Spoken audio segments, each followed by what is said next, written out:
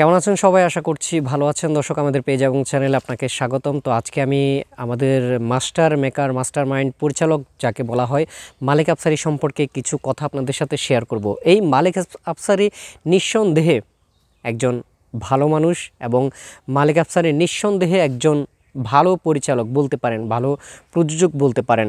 তো মূল ভিডিওটি আজকে করার উদ্দেশ্য হচ্ছে যে তিনি গত কয়েকদিন আগে একটি ভিডিও তিনি শেয়ার করেছেন তার ইউটিউব চ্যানেলে, মালিক আফসারী অফিসিয়াল ইউটিউব চ্যানেলে তিনি একটি ভিডিও শেয়ার করেছেন এবং সেই ভিডিওটিতে তিনি বলেছেন যে আমাদের শাকিব খানের কাছে নাকি তিনি একটি গল্প নিয়ে গিয়েছেন এবং শাকিব খান সেই গল্পটি পছন্দ করেননি। তো এখানে তিনি কিন্তু আসলে শাকিব খানের দোষ দিচ্ছেন না, তিনি কিন্তু শাকিব খানের দোষ দিচ্ছেন না। এখানে আমার হাতে দেখতে পাচ্ছেন এটা কি, আসলে যেখানে দাঁড়িয়ে ভিডিওটি করছি এখানে অনেক মশা, যার কারণে মানে কয়েলটি জ্বালিয়ে আমি ভিডিওটি করছি। তো কেউ অন্য চোখে দেখবেন না।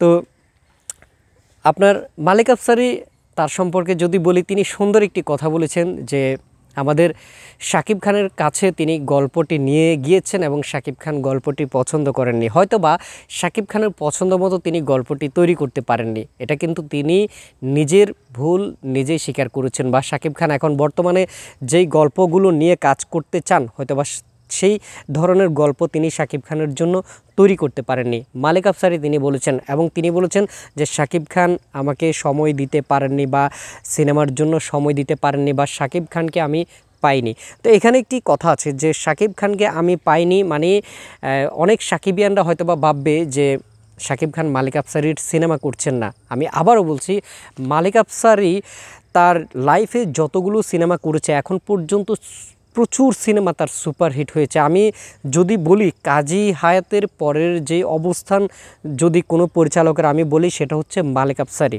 এই মালিক আফসারীর যতগুলো সিনেমা, মানে তিনি যতগুলো সিনেমা এখন পর্যন্ত করেছেন তার ভিতরে মাত্র 3টি সিনেমা ফ্লপ হয়েছে এবং বাকি সিনেমা প্রত্যেকটি সিনেমা কিন্তু তার সুপার ডুপার ব্লকবাস্টার হিট হয়েছে। বিশেষ করে তার যদি সিনেমা সম্পর্কে বলি, আমাদের শাকিব খানকে দিয়ে বেশ কিছু সিনেমা করেছে। তারপরে সবচেয়ে বেশি যে সিনেমাগুলো করেছেন সেই সিনেমাগুলো হচ্ছে মহানায়ক, মান্নাকে দিয়ে তিনি সিনেমাগুলো করেছেন এবং প্রত্যেকটি সিনেমা কিন্তু তার সুপার ডুপার ব্লকবাস্টার হিট হয়েছে।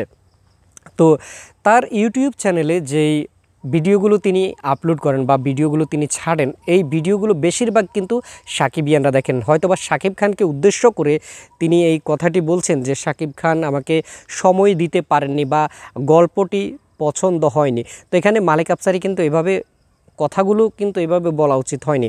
যেখানে মালিক আফসারী নিজেও জানেন যে শাকিব খান এখন বেছে বেছে কাজ করছেন, ভালো গল্পের সিনেমাগুলোতে কাজ করছেন। আমরা জানি যে মালিক আফসারী যদি এখনও কোনো নায়ককে দিয়ে সিনেমা করেন, সেই সিনেমাটি হিট হবে, এটা আমি অন্তত আশাবাদী। কারণ মালিক আফসারী ফ্রেম বুঝেন, গল্প বুঝেন এবং কিভাবে কাকে কোথায় কাজ করাতে হবে সেটি কিন্তু মালিক আফসারী ভালোই বুঝেন।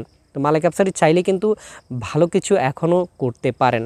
আমরা মালিক আফসারীর জন্য অবশ্যই শুভকামনা জানাই এবং আজকে শাকিব খান সময় দিতে পারেনি বা আজকে হয়তো বা শাকিব খানের গল্পটি পছন্দ হয়নি, তার মানে এই না যে মালিক আফসারীর সিনেমাতে শাকিব খান কাজ করবে না। এবং মালিক আফসারীর সাথে কিন্তু শাকিব খানের খুবই ভালো একটি সম্পর্ক, এটা কিন্তু সবাই জানেন। মালিক আফসারীর সাথে শাকিব খানের চমৎকার সম্পর্ক, ভালো একটি সম্পর্ক। শুধু মিডিয়াতে না, মিডিয়ার বাইরেও কিন্তু মালিক আফসারের খোঁজখবর প্রায় সময় শাকিব খান নিতেন, শাকিব খানের খোঁজখবর মালিক আফসারের নিতেন, এখনও নেন।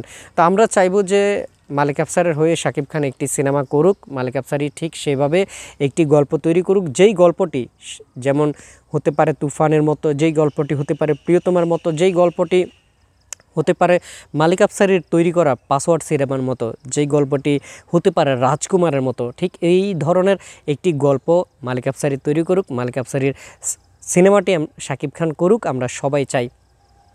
আপনারা শাকিব ভক্তরা অবশ্যই বলে যাবেন যে মালিক আফসারীর সিনেমাতে শাকিব খান কাজ করবে কি না বা করলে কেমন হতে পারে, কমেন্ট করবেন। আল্লাহ হাফেজ, আসসালামু আলাইকুম।